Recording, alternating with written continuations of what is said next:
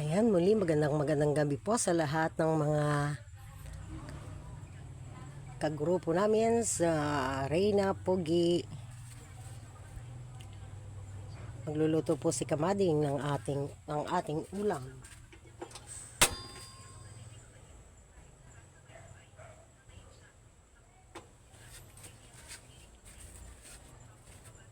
Tayo po ay magigisa ng ating pang-ulam. Ayan.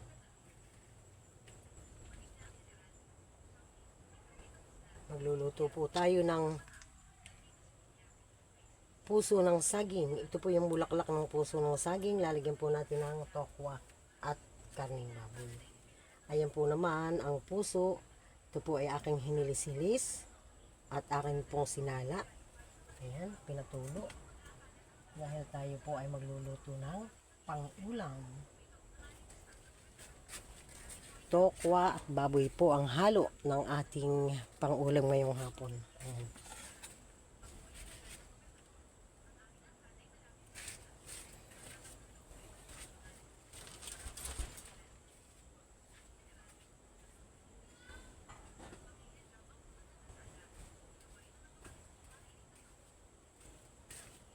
Saglit lang po tayong magluluto ng pang-ulam. Ito po ang sinasabing lutong Pinoy. Ay, mahina pala talaga ang apoy ko. Gawa ng mahina pala ang bukas ng tangke. Ayan. Start na po tayo. Unahin po natin ang bawang. Shout out po sa lahat ng mga kamading. Ayan. Susunod po natin ang sibuyas. Atin po kupupula-pulahin. Dito na po lang ako naggisa sa pinagpritusan ko ng tukwa at ng baboy. Ng karning baboy. Ayan.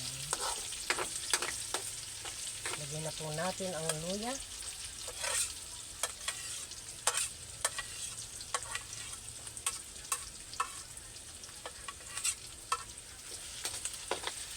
Yan po ang recipe ni Kamading.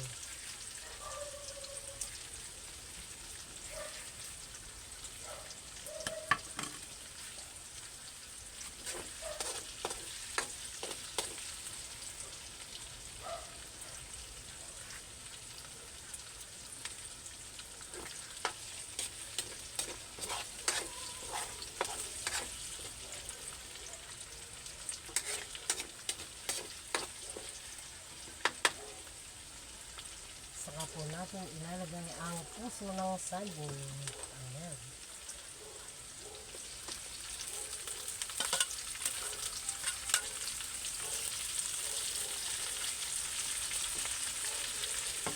Isabay na po natin ang bulaklak.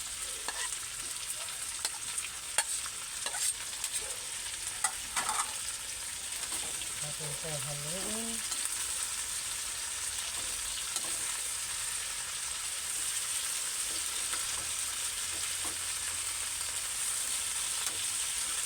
Kasama po ang bulaklak ng saging. Ang tinanggal po natin dito, di po ba't ang bulaklak ng saging ay parang merong palito sa kanyang gitna, sa ilutod.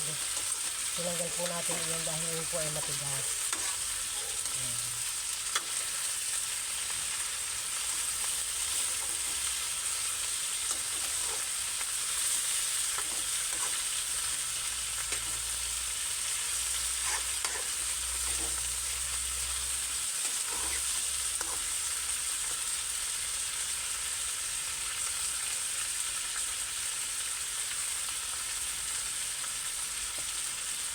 Ilalagay na po natin ang siling maanghang.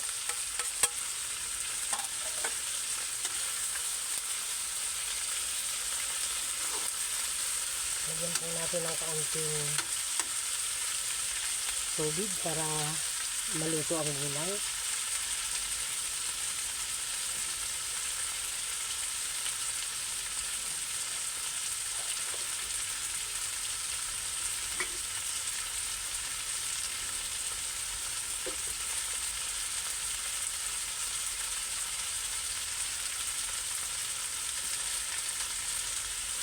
Lalagyan po natin ng kaunting tubig.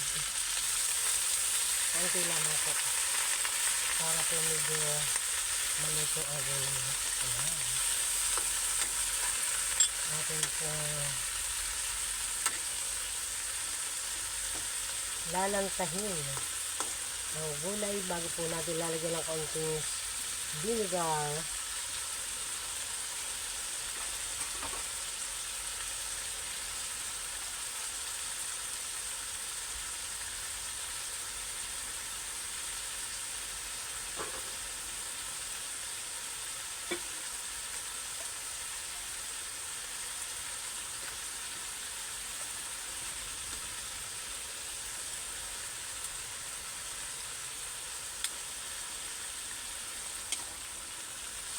Ayan, medyo na ang sarap ng amoy. Nakakagutom. Nakakagutom po ang amoy. Ayan.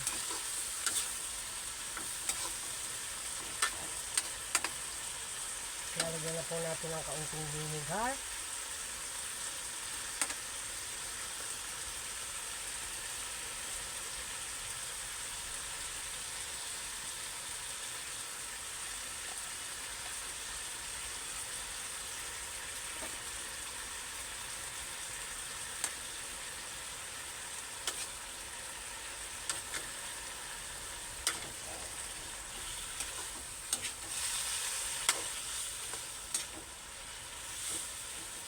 Sarap.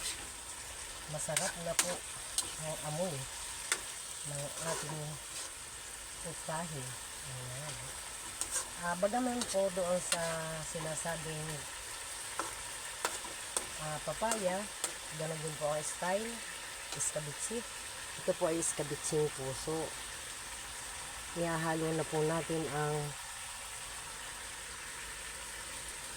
tokwa at baboy. Ayan po. Halo na po sila.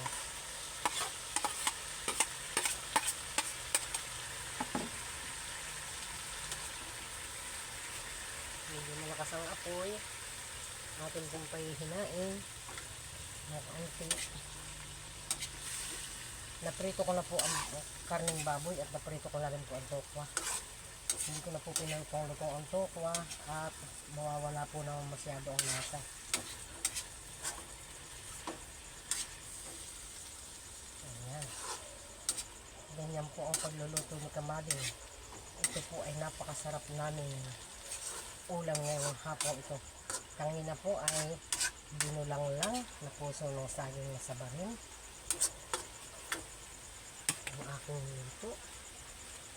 Tapos po ang last nating ilalagay ay oyster sauce po.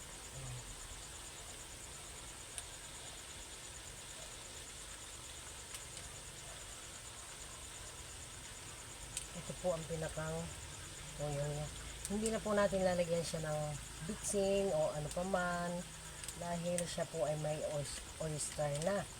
Ang oyster sauce po ay kompleto na sa lasa. Atin po medyo hinihilot-hilot pa at sayang po yung kaunti. Sayang naman. Ayan.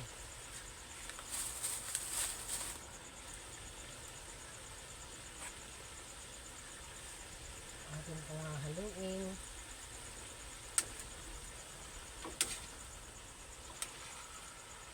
Yun po ang kanyang sauce. Sa iskabitsi po naman, ang ginagawa ng iba ay suka at toyo. Sa ganito pong puso, oyster sauce po ang ginagawa ko.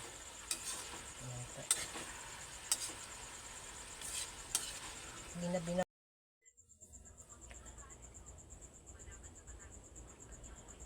Ayan, naluto na po natin ang ating iskabitsing puso.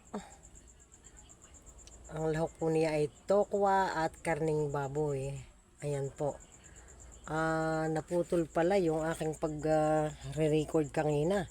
Hindi po pala lahat ng aking sinasabing mga rekado ay hindi naparecord. Ayan. Dahil malulubat na pala ang aking cellphone. Ayan po. Muli maraming salamat po. Shoutout po sa lahat ng mga Karina Pugi. Shoutout po sa inyong lahat. Kamading Vlogs po official. Paki-follow po ang aking YouTube channel para po updated kayo sa aking mga ginagawang content. Salamat po ng marami. Ingat po tayo palagi. I love you all.